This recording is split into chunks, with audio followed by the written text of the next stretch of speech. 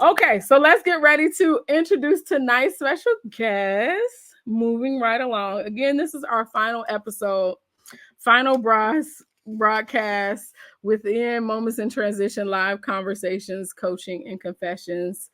Bittersweet, but it's really sweet because I'm getting ready to introduce you to you all, the one, the only, the best for last, my dear cousin, Nieisha Deed. Now, listen, I know when I had the first episode, I introduced Greg Perio as my uncle.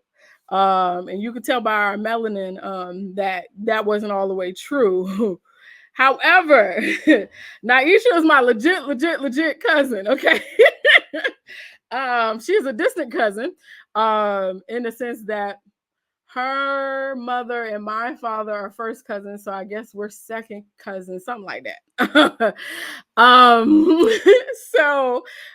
but the blood that runs in me, a piece of it runs in her too. Okay, so she is. Oh my God, like we weren't always. I can't say, oh yeah, we grew up together and da da da da da. That would be lying, but.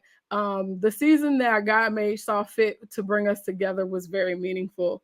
We really got to know each other planning our family reunion.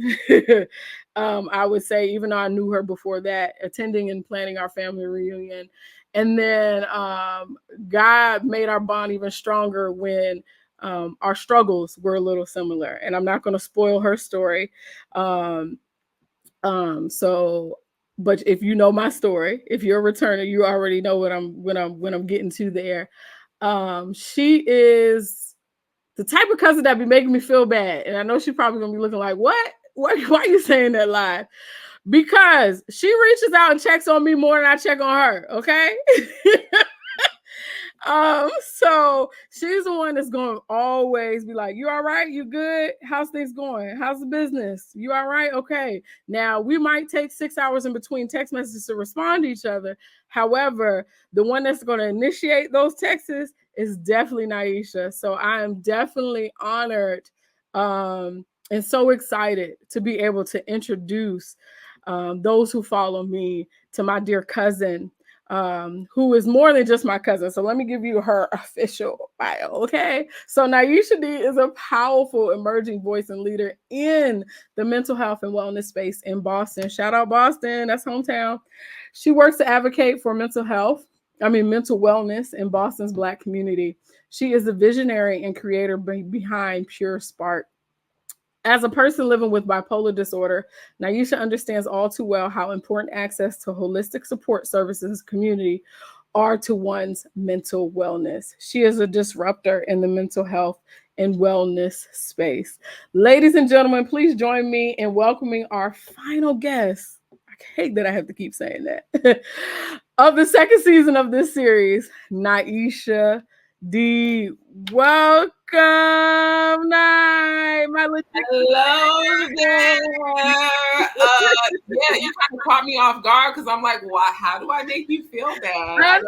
I know. I was like, she about to look at me real crazy. Exactly. Like, huh? What did I do? It's funny that you said that. Yes. It's just my honesty, you know. Oh, I'm like, dang, I wish I could be here to it, you know. And that's okay. I think for me, it's I just always have this quote in the back of my head, like checking on your friends, you know, because a lot of times we're all moving so fast and quickly through life. And it feels good when somebody reaches out to you like, you okay? How you doing? Right? Yeah. And that's just, I don't know. I'm like that in a lot of my friendships and relationships. I will be the first to be like, you okay? You good? Right. It's just what it is. Yeah. And I need to do better about that. Sometimes because I'm so anal and very structured in a lot of my ways, I like to like schedule check-ins, and sometimes that doesn't work. I'm doing team too much. So I aspire to be that organic, like, let me check in on this person. Let me send a quick text or emoji or something like that. So thank you for serving as a role model to what I need to be doing. Okay, especially when people check on me all the time. But anyways, all right, Cuzzo, go ahead and introduce yourself. I know I gave you a professional bio, but tell the people who is Nieisha, both personally and professionally, whatever you want to share. Yeah, I love that intro. That intro is great. It's the real me. But there's also more to the story, right? So, born and raised in Roxbury, I consider myself a Roxburian through and through. But I grew up a little different. And what do I mean by that? Although I lived in Roxbury, I didn't go to school in Roxbury. I went through, I don't know if you remember this. There's a program called the MECO program. No. What the MECO program is, and it was created back in like the 70s, to help to desegregate schools. And, you know, my whole mom side of the family, not my dad's side, but my entire mom side of the family went through this program, right? Because they saw it as a way to gain access to better education and, you know, all of the things. But one piece that was missing from that experience was a culturally affirming, you know, experience for a young Black girl like myself. And so although I grew up in Roxbury, and that's where I laid my head, I spent a lot of time in Sharon, which was predominantly white. Never had a Black teacher, you know, a lot of times the only Black student in the room. And so because of that, I decided, okay, I want to switch this up. And so I went to HBCU, and shout out to Howard University. Shout out to my sis. Yeah, you know, HU, Bison, you know, our VP, you know what I'm saying? Okay. Shout out to her. And it was just such an amazing experience because, and I talk about this a lot, even though I was over 400 miles away from home, I felt at home. And they call it the Mecca for a reason, right? And we're all going to the Mecca, you know, maybe for different reasons, but also some of the same reasons, right? Yeah. We want to be connected. We want to feel at home. We want to be taught by our own. And after graduating from Howard and going into corporate America, it was like, boom, I'm back in Sharon again. I'm that 6-year-old girl driving 40 minutes away. And that corporate life, it was rough, right? And eventually, after 15 years in corporate, I got to a point where I just was burnt out. You know, totally burnt out. Tired of the microaggressions, tired of the code switching, and my body just gave out on me. My body, mind, spirit, everything was tanked. But that was a blessing in disguise. I needed to get out.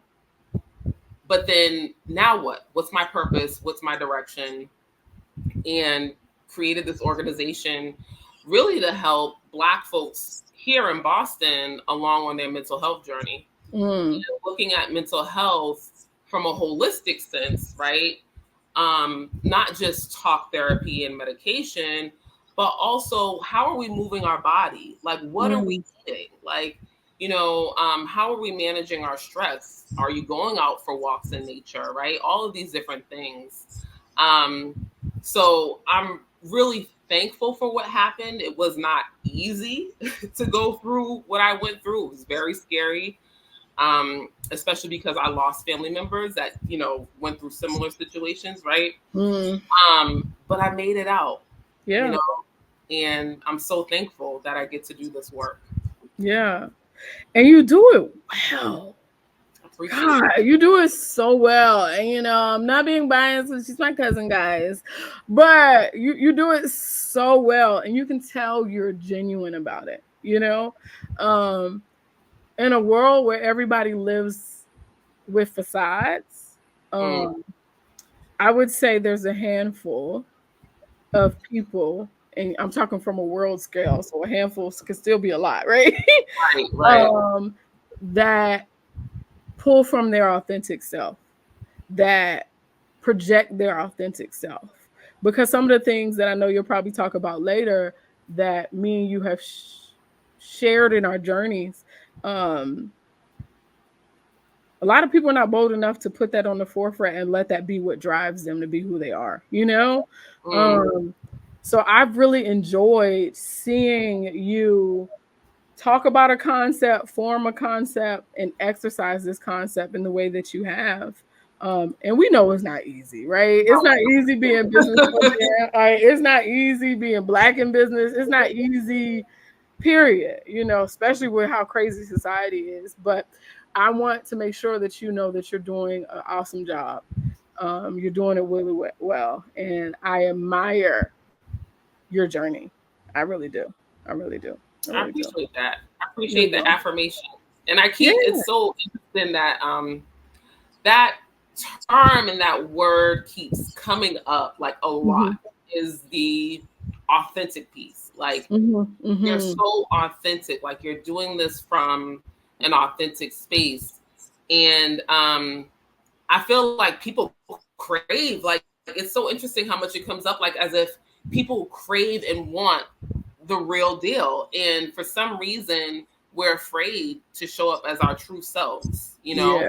And that was really a big part of the journey for me was how do I show up as me? Because for so long I didn't, you know? Right. Yeah. And I think just to piggyback off of what you said, when I think about the Black community as a whole, even starting in slavery times where we were half of a person, 1/5 of a human being according to society standards. And we couldn't congregate in certain places. And we had to always hide who we were for fear that massa was going to do something. Then, you know, you go through all these movements. I'm not going to give you a history lesson, but to today, when we were raised, our generation was kind of raised up in that social media age where everything is these pretty pictures and likes and hearts and things, and not knowing that a lot of people that are putting up these pretty pictures and liking and hearting are scrambling behind, you know, and it's kind of created this monster of inauthenticity. And I think now it's kind of reversing because people are seeing the harm it's done, but they're juggling with, I kind of like it, you know, I like the engagement piece of it, but I don't like how it makes me feel. I don't like how it feels like I'm in a prison within myself and I can't really show all parts of me, you know, without being judged. So we're definitely in that space. But thank you for your introduction. Before we get ahead, for those of you who are watching, again, for tonight's conversation, Nieisha and I will engage in a Holy Spirit-led, meaningful, transparent, and organic conversation. As you can see, we're already going on a myriad of tangents already. And I hope you will leave inspired and motivated to transition to the best version of your life and business in and with God urgently. If you checked out my website, you know that I talked about Nieisha sharing her story of moments in transition that led to shattering the shame around mental illness and creating access to mental health support, which you kind of already referenced earlier, and showing that healing is possible. We are both two healed persons constantly in progress, if that makes sense. Right. That part. So I encourage each of you to engage with us tonight by commenting, liking, and sharing the broadcast. And if you have any questions for Nieisha and or myself, drop them in the chat and I'll get to them when I can. So let's get started with the agenda, with the actual conversation. So you kind of gave us a preview into your story when you gave your introduction, but can you give me some more? Like, tell me what your life story was and what were those like kind of pivotal moments where you saw shifts happening, and what kind of caused that, I guess? Yeah, so I think, you know, for me, the symptoms, right? You don't really talk a lot about symptoms of mental illness specific to the Black community or specific to Black women. But one symptom that I experienced that like I kind of misdiagnosed myself. I thought I had dementia. I thought I had early onset of dementia. My father, unfortunately, currently has dementia. My grandmother, my father's mother, had dementia as well. So I thought, okay, well, I got it early. I got it at 30 years old. This is what because my cognition, right? Like I would go to one room, then go to another room and forget how I got there. Or like things wasn't clicking as easily as it was before. So my thing was, okay, there must be something going on with like my brain, and I need a CAT scan because pretty sure this is dementia. Right. Not knowing that these were actually symptoms of depression is that your cognition, your ability to think decreases, right?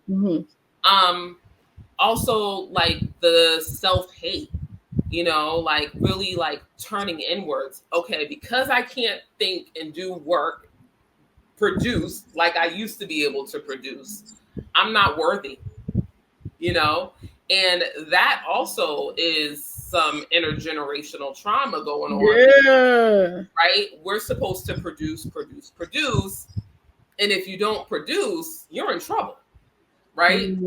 You're in trouble. Both of our parents grew up on a farm. Yeah. They had to pick 100 bale of cotton a day. Yeah. Okay. Yeah, exactly. So,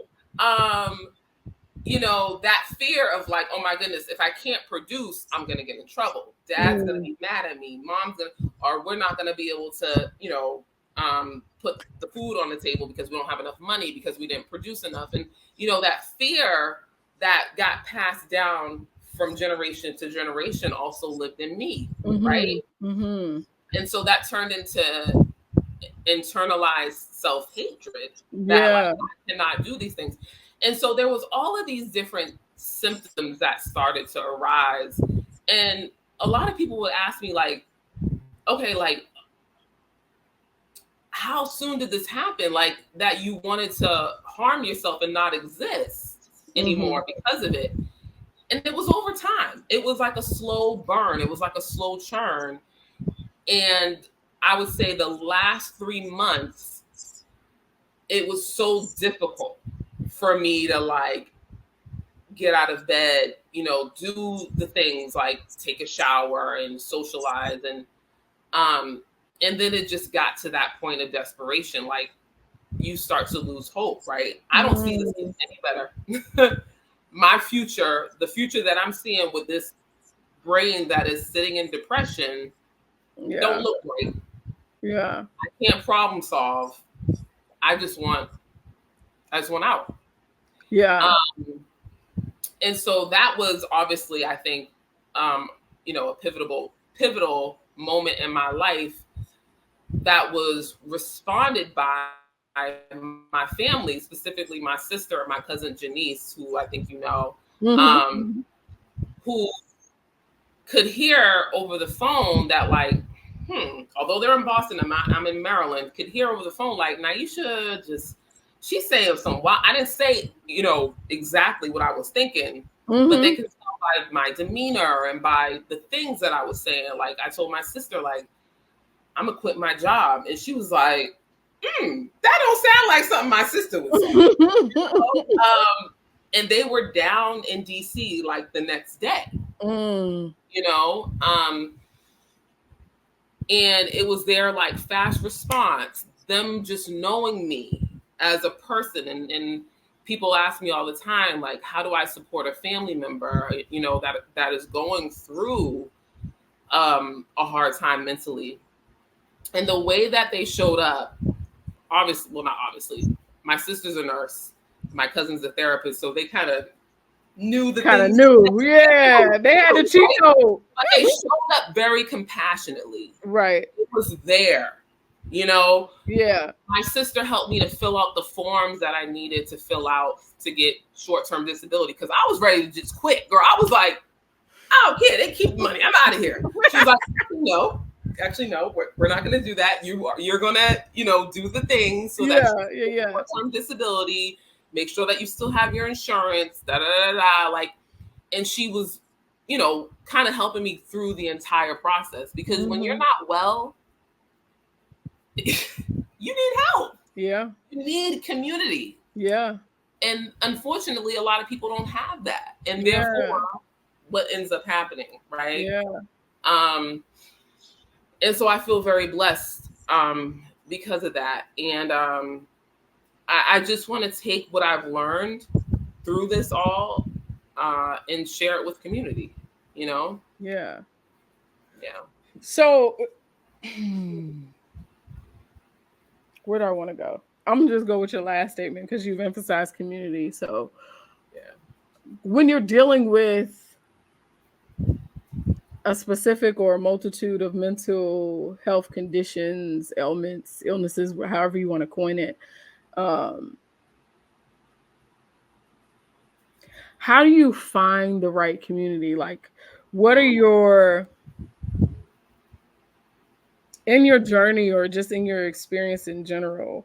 How have you been able to build upon the community that just was sent to you, I would say, by way of God through your sister and cousin Janine? How were you able to build upon that as you learn more about what you were going through and became an advocate for it? Yeah, I think, right, absolutely. I'm so blessed to be born in this family that has multiple caregivers from, like, cousin Faye, who's a doctor, my Yeah. sister, who's a nurse, cousin Janice, that's a therapist, and other therapists, right? I feel very blessed and privileged. I think it's a big privilege, like I mentioned. Um, but also, I think what happens, an amazing, beautiful thing happens when we start to open up and be authentically ourselves, is that other people start to see themselves in your story, and they're like, "Oh wow, yeah, me too," right? And I think how we opened this session about being honest and being authentic, although it can be scary, it helps to open us up to community, belonging, and helps us to create that. And also being an entrepreneur and a business owner that spends a lot of time networking, I also create community through that. Right. And so, I guess it was 2019, right before COVID. I was fortunate enough to attend Taraji P. Henson's Black Mental Health Conference in Washington, D.C. Yeah. Really great event. If you're ever in the DC area, I want to take a trip to DC, highly suggest going. It's in July. And I met some of the most amazing people there that I still stay in contact with. One of the people that I met was the founder of an organization called Beam, which is out in California. Shout out to Yolo Akili, who's the executive director of Beam. And they just sponsored one of our events in Boston. And so being open, and networking, going to places of interest. Like, you will find me at a lot of Black mental health, Black wellness spaces. I'm there. I'm networking because that is a place of interest for me. And that's a place where I, know that I can find community. So yeah, that's, I think, a couple of ways that I've been able to kind of tap in, and build on the community that I've been blessed with and born with. So, you brought up a bunch of great points. When you talked about the Me Too, I automatically thought about the movement that was based in sexual assault, things of that nature. But that's a term or a phrase that can be used in a lot of scenarios, including ours that we share. Because I remember distinctly when, oh my God, I gave my frightening testimony for the first time in my church in front of like 2,000 people. And I did this poem called Suicide, where I said, suicide, the day I almost died. And I kind of talked about certain highlights of my journey. And because I have, you probably deal with this too, high functioning depressive disorder, it was like a shock to a lot of people that I've been in community with that didn't really know. And you talked about, being open, sharing your authentic self, putting yourself in spaces that you can relate to. That was the place where I had people come up to me, oh my God, me too. Thank you for sharing, or coming into me in tears, like, wow, I didn't know that this was your story and that we share similar experiences. And how did you get to this place of boldness? So I want to ask you, like, how did you go from forgetfulness, diagnosis or sees whatever what the term is of what was going on with you, to nearly committing suicide, to having to be in community with your family and close friends, to now becoming this bold, outspoken mental health advocate that will tell any and everybody about your story? Like, how did you overcome the fear, I would assume? Oh, absolutely. That came with, like, saying, yeah, it got so bad that I wanted to take myself out of this world. Yeah, I think, the fear was so real because,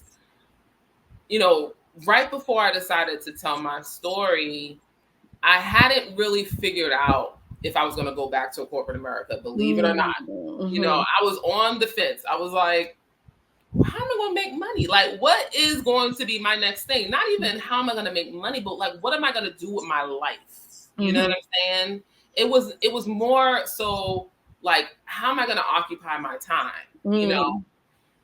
I hadn't figured that out yet. And it was so easy for me to just go back to what I knew because I spent 15 years in corporate America. I knew that,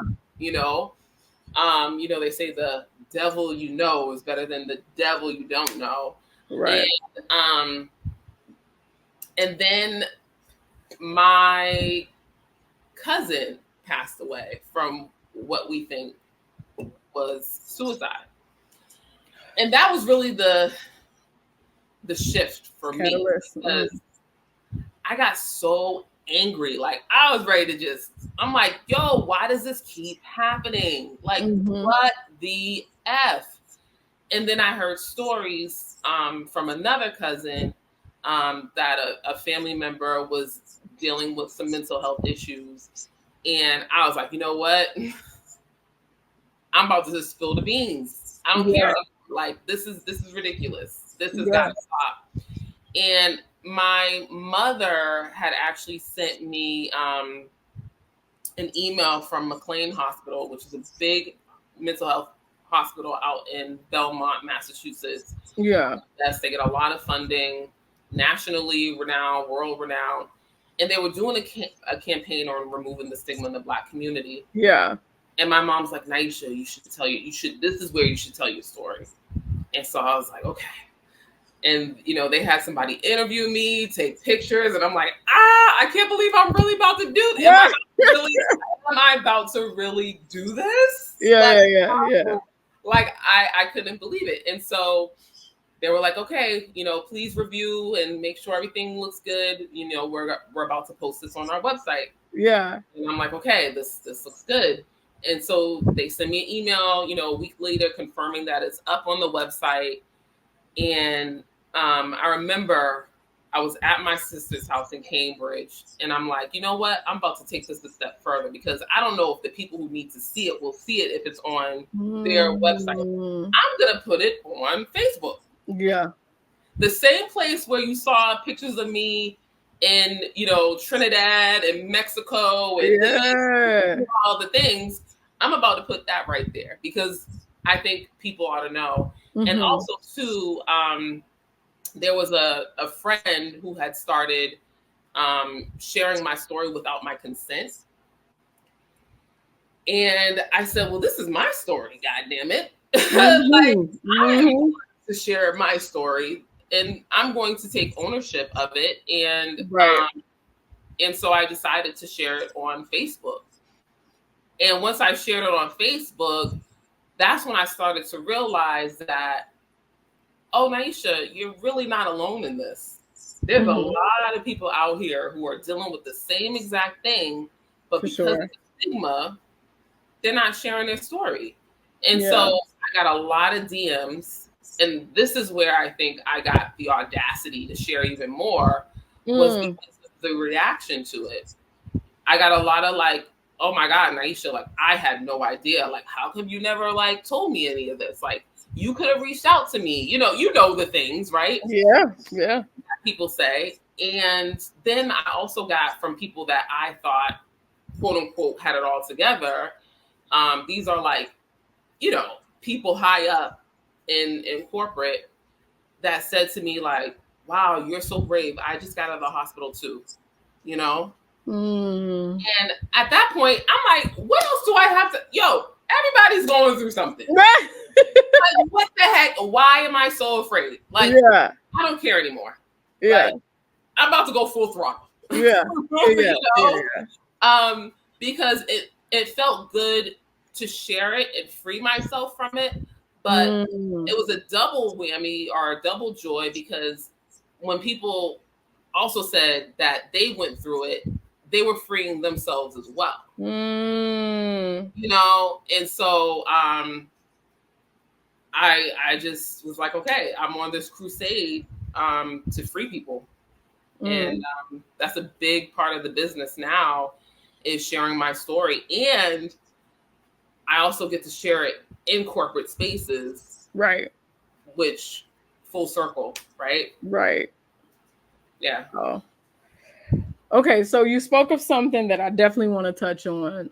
You talked about somebody had shared your story without your consent, and feeling violated. And I believe, I don't know if this is similar to you, but with my journey of having depression and anxiety, feeling violated, misunderstood, or harmed can come up, because while there is empathy and compassion, I would say in the onset, when you introduce somebody to what you're going through, or at least for me, I feel like if this is somebody that is around me a lot over time, maybe it's forgotten, or maybe it's because you can't see it. You forget that it's there.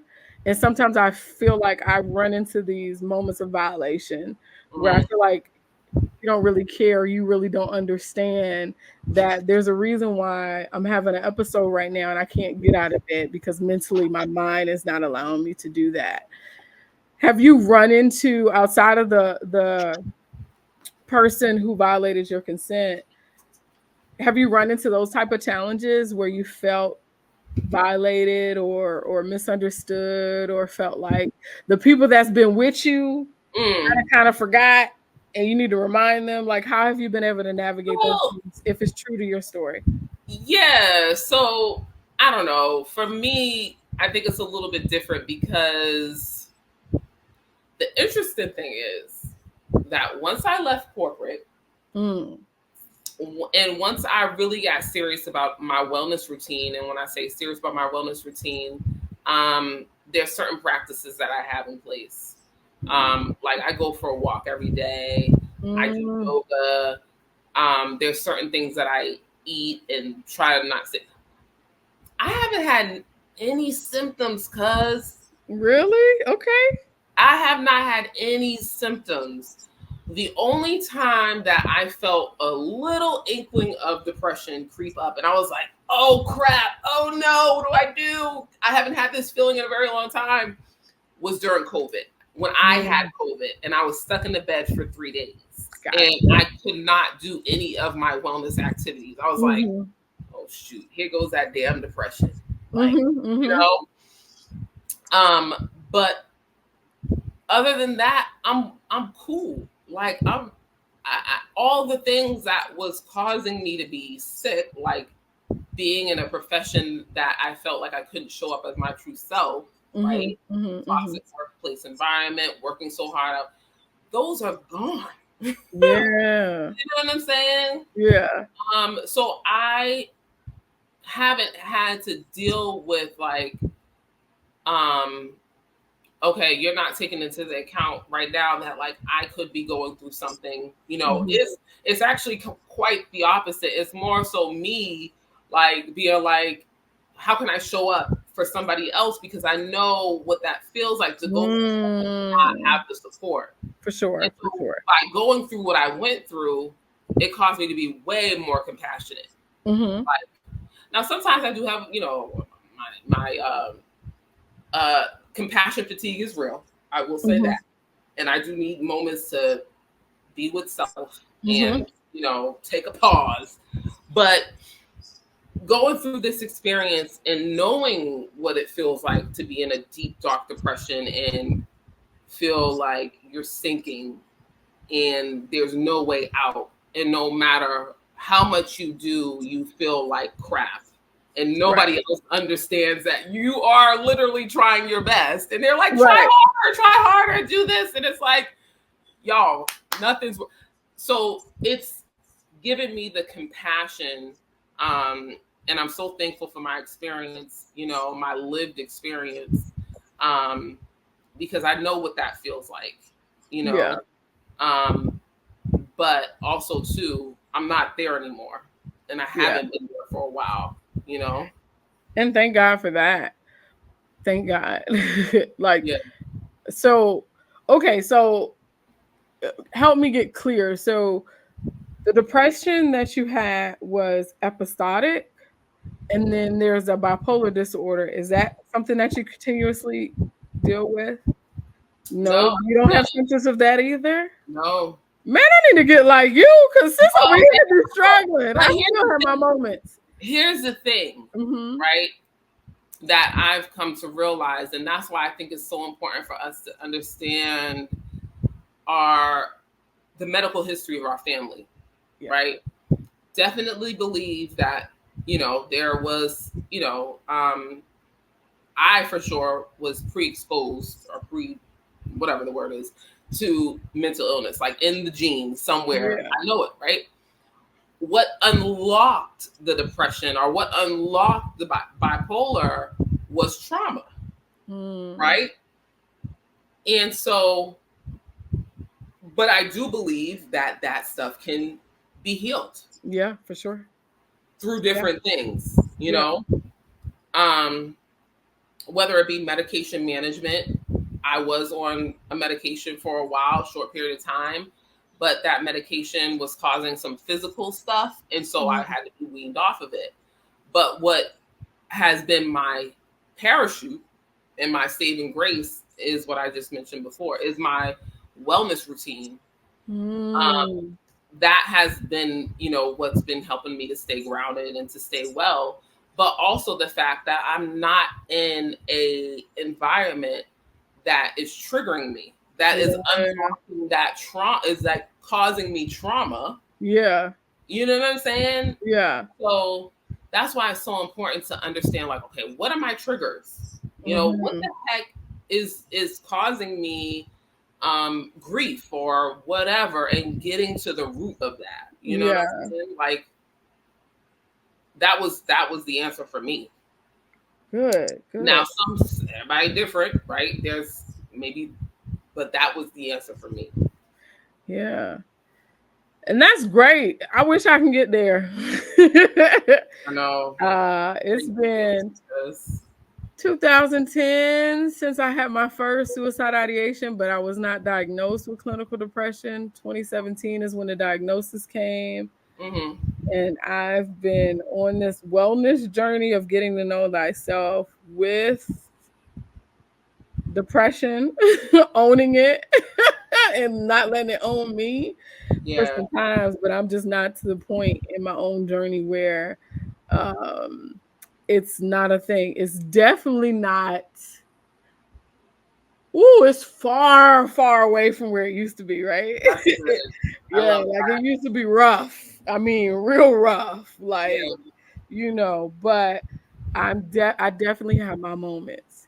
And one thing that my therapist and my psychiatrist will call me on that you mentioned too is being consistent in my wellness routine. One thing I know is nature. Nature is my healing chamber. I can look at the rustling of the leaves and the sun peeking through it, or I gotta come to Atlanta and do some of those. So we can go hiking, girl. You know I'm around all these mountains.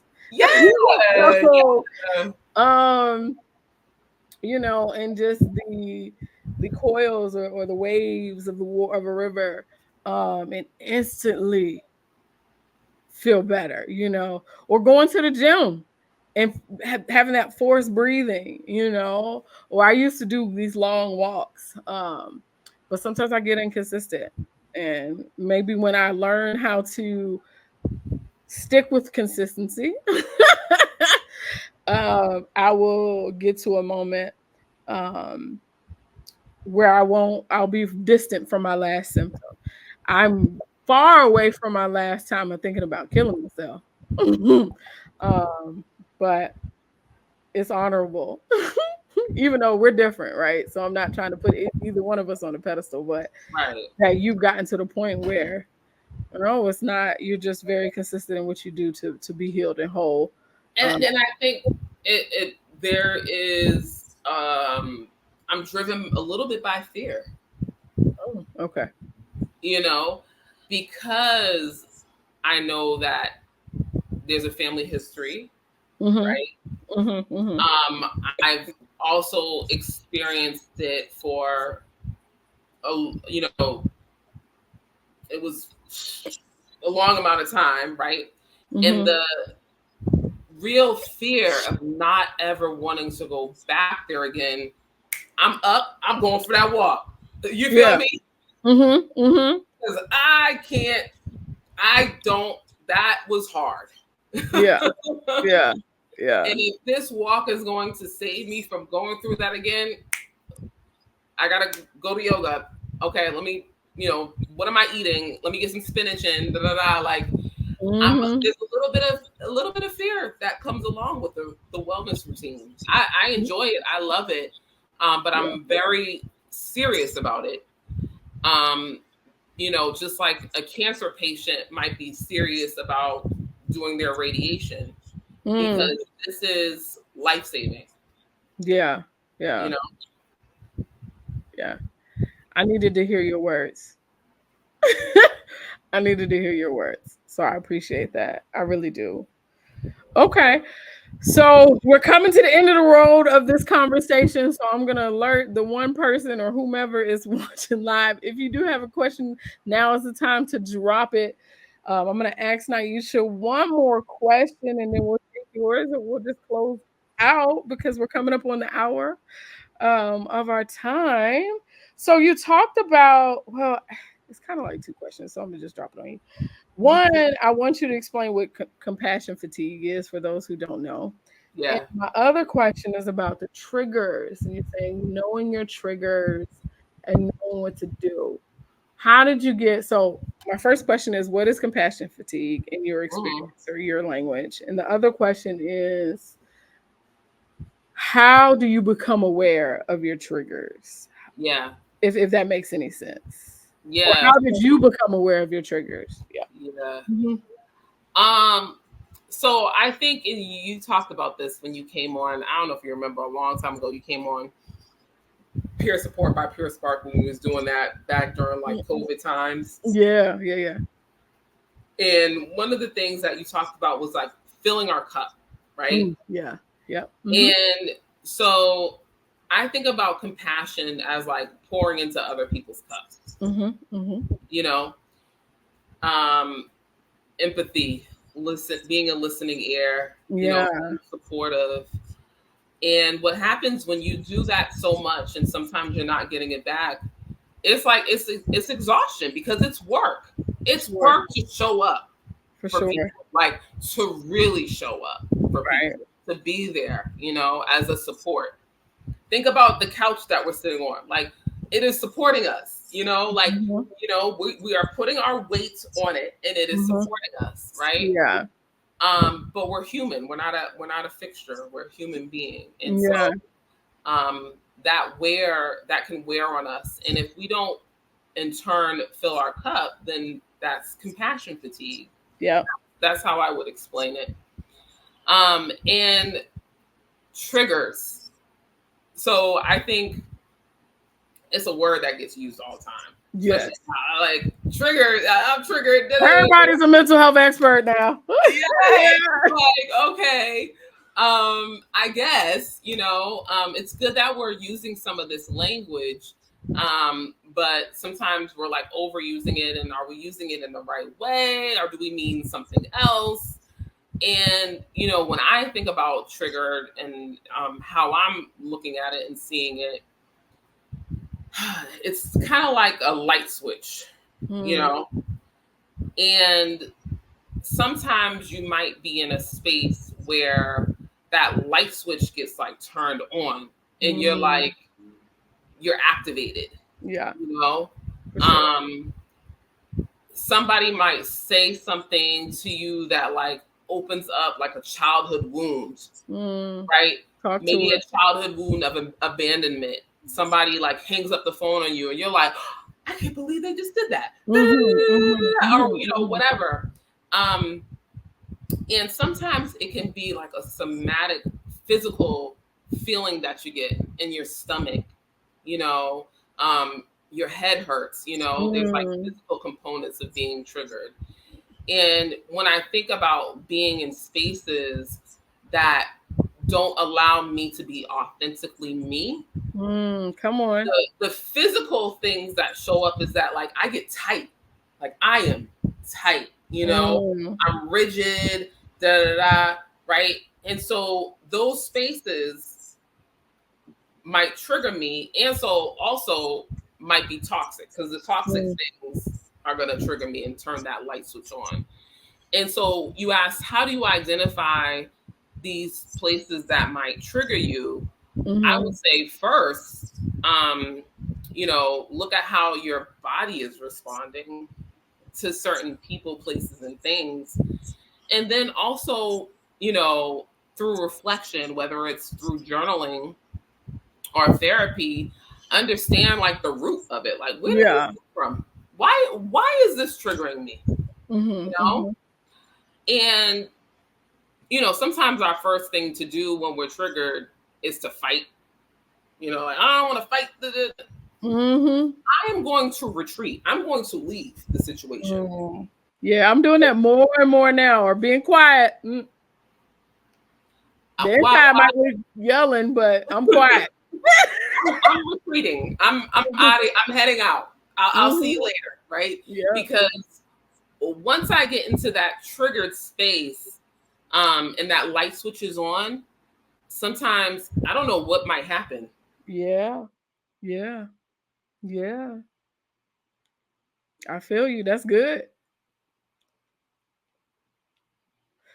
Uh-oh.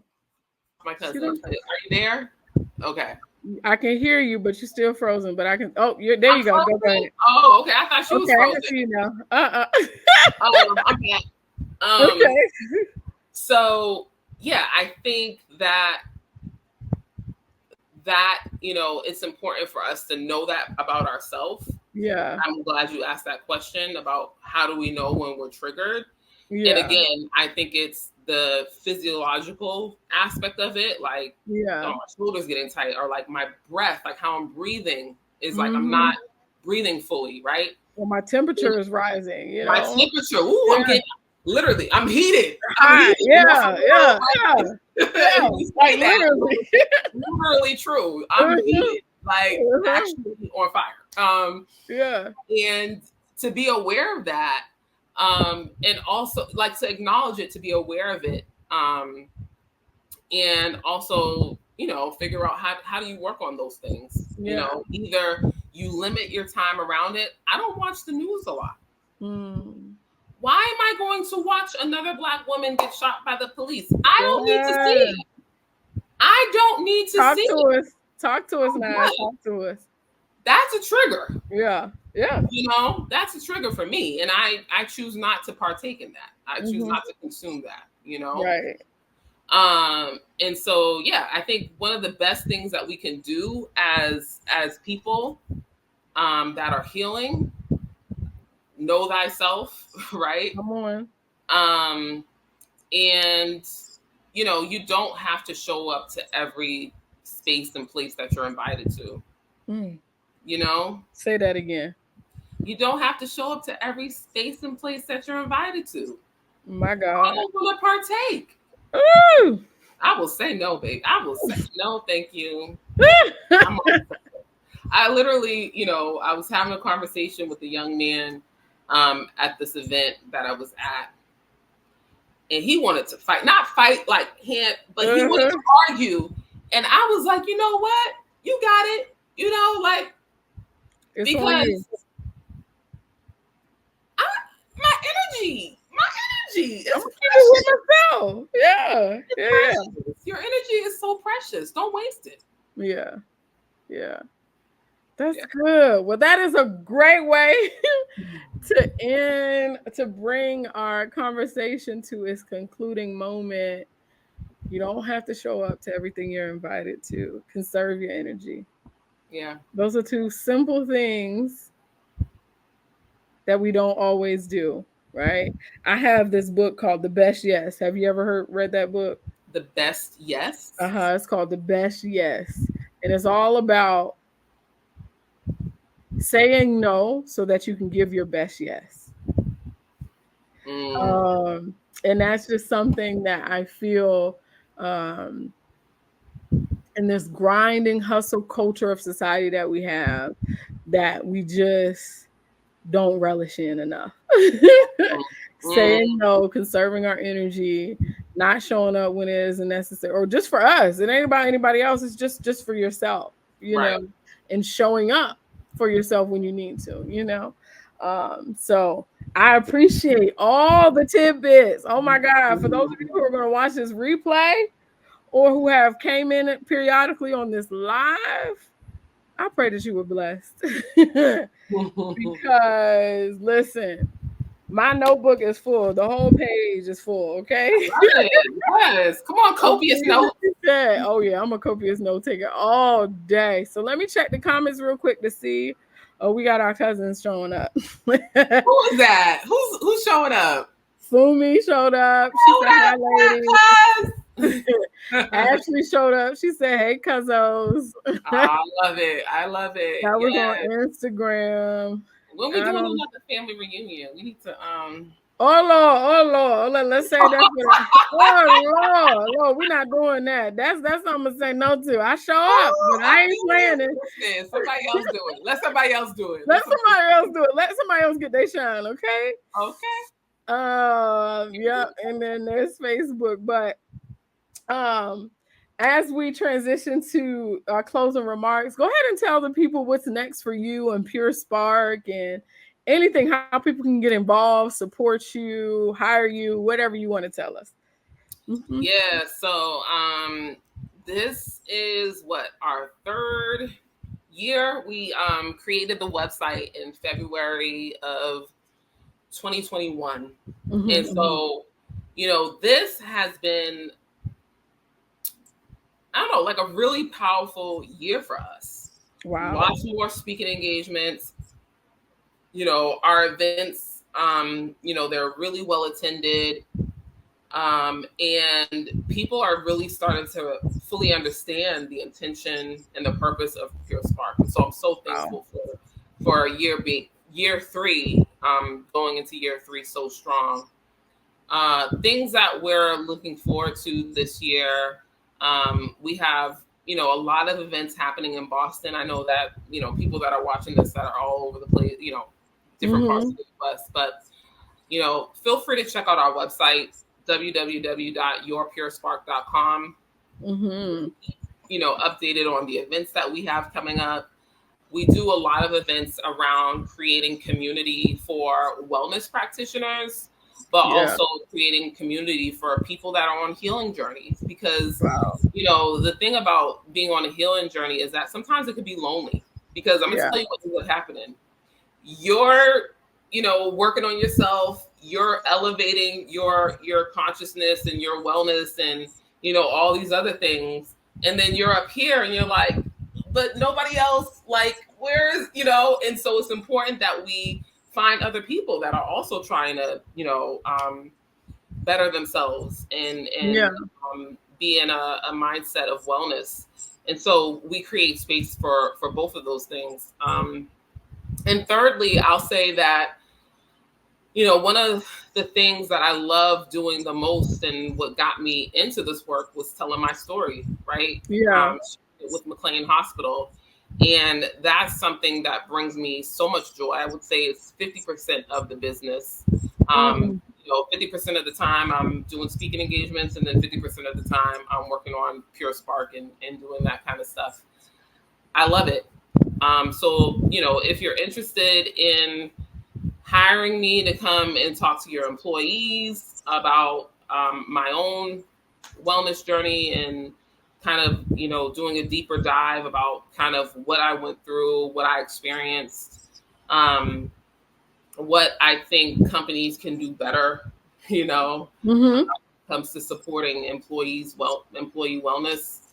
Feel free to reach out to me again on the website. And I'd love to come and, share my story. So yeah. Please. She's great. I remember, God, I don't know if that was one of your first, or in the beginning of your speaking journey, when you were getting ready to go speak and you were like practicing and you were with me. And I was like, girl, you got it. And you did a dry run with me. And I sat there and I was like, okay, guys, go ahead. Thank you. So many years have passed. So I got to come to one of your speaking engagements. Maybe I'll head up to Boston one time when I know you're speaking. Yeah. Maybe we have an event coming up with the Museum of Science, I think in like February or March. So maybe you can come up for that. Although I will say, I know your face is looking like I'm not coming to Boston in February, but yeah, in the snow. Are you trying to set me up? I will say this. Okay. Because of global warming, which I think is horrible. Yeah. Our winters have not been the same. Okay. It's not that bad, honestly. Okay. Yeah. And then I get up there and I'm stuck for 3 weeks. All right, Nieisha. But yeah, please keep me posted. I know you'll reach out to me before I leave you. And I'll put it on my calendar and I'll make it and try to see if I can make a trip up there. Because I have a break around that time in February. Because I drive a school bus. Yeah. So we have a week off. So maybe hopefully it can coincide with that week off and I'll come up to Boston. Yeah. I'm sure my god siblings would love for me to do that too. Yeah. All right. Well, thank you for telling everybody what's going on with you, how to get involved, how to hire you as a speaker, and if they're ever in Boston, how to get involved with your events. I'm on her email list, and she's always doing something, recommending some type of resource, having some type of event. So please get on her website. And if you don't see anything now, join her email list so you can stay abreast of what she has to come, because my cousin is always busy. As far as me in this production, with this being the last one, all my other replays are already up. If you go to ljleads.com/moments, you'll see the other replays posted. And then Nieisha and my conversation will be up in a couple of days. Usually in 2 to 3 days, I'll get it up. And then in the notes section of it, I'll put all of her hyperlinks to all of the information that she provided me before now, so that you can get in contact with her in case you weren't able to jot down that your PureSpark.com. Okay. If you go on ljleads.com for me, you'll see everything about coaching and consulting or speaking opportunities, and everything else that I have going on.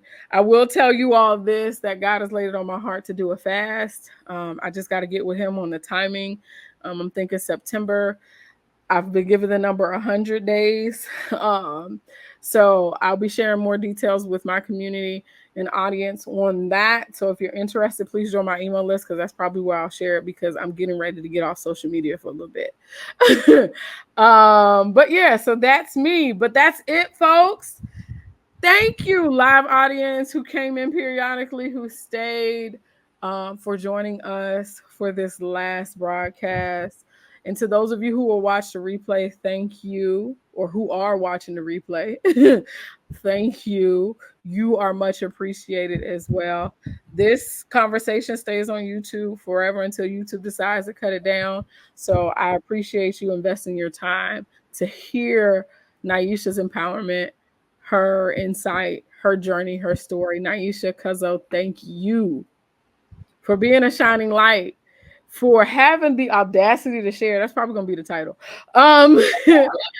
Once you said that, once more of your story, and you've matured so much. You've become so much more confident from what I remember years ago when this was just a concept, right? And I can tell you're so much more knowledgeable too, and just with your story and just all the stuff that you put out there and you've received to be able to share with others. So I appreciate you taking the moment out of your evening to sit with me and saying yes to me and not no, since I know you say no to people, including your family. So thank you so much. I hope you were blessed with your time by your time shared with me. And I know everybody who will watch or did watch are blessed. All right. So to everyone listening, y'all remember for the last time, y'all know my motto. God does not give us a spirit of fear, but instead he gives us power, love, and a sound mind. So there's no excuse, y'all. No excuse but to be who he is calling you to be and to do what he is calling you to do. As you can see from me and Nieisha's story, when you have the audacity to share, things happen. People are blessed. People are impacted. People are influenced. People feel valued, seen, heard. People feel loved. People see your compassion, your empathy, and things happen. We make the world a better place, as cliche as that sounds. All right. All right. We're going to pray and then we're going to be out. Let us pray. Dear Heavenly Father, we just thank you, oh Lord, for the time we have shared today, God. God, I thank you for your vessel, for your child, for your bright light, that the one and only, the gift that is Nieisha Deed, God. I thank you for her time spent, her commitment to this work, God. I thank you for every part of transparency she offered to today's live audience and those who will watch the replay. And I pray that it impress upon their hearts in a way that they feel seen, they feel heard, they feel valued, and they feel in a way that they can go and seek help if they need to. They can go and find community if they need to. They can figure out their triggers. They can do all the introspective work, God, to make them a better person so that they can overcome their own mental ailments, even if it's not an illness or a professional disorder or what have you. Maybe if it's just a moment in time, God, I hope that by Nieisha's word and our time that we spent together engaging in conversation, that they will be enlightened, empowered, and emboldened to do the work of you, God, to figure out the vision that you have for them so that they can manifest this thing down here on this earth, God. You brought us to be together in community. You brought us to be together in love, God. So I just thank you, Father God, for the loving experience that you continue to extend to each of us, God. And as we exit this time together, as we leave this final episode of the second season of Moments in Transition, I pray that everyone that witnesses season 1 and season 2 on YouTube and on the various social media platforms, that they are continuously blessed and inspired to do the work of you. We love you, we honor you, we thank you, and we ask you all these things in your son Jesus' name we pray. Amen. All right, cuz it's been real. Good night, everyone. Be blessed and talk to you all later.